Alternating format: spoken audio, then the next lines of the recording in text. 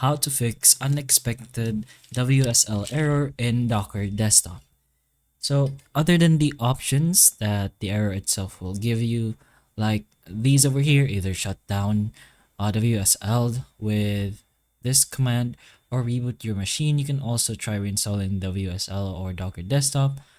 Other than that, there are a few options you can do, but we're going to give you one of the most common fixes that usually helps most of the users.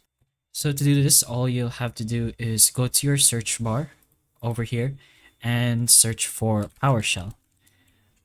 Once you search for that, just go ahead and run it as administrator, and you're gonna have to run a little update code since for most cases your system is a little outdated.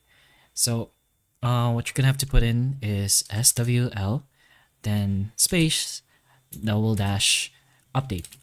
Then just go ahead and press on enter. Once you do that, it should automatically update the WSL on the spot, as long as you have connection, of course. So make sure that is the case.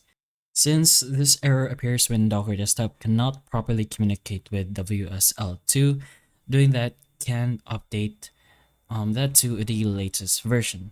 Since usually means there's something wrong with the WSL2 system files, the Linux kernel version, Windows features required by Docker, corrupted Docker or WSL integration, or missing virtualization support in the BIOS. So Docker relies on WSL to run containers, so any issue with WSL can trigger this error, so make sure you do this little command.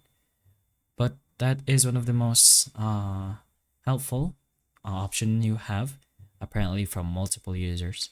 You can go ahead and try that. But hopefully the information of this video can help you, and if it can, please like and subscribe for more videos like this, and that's all.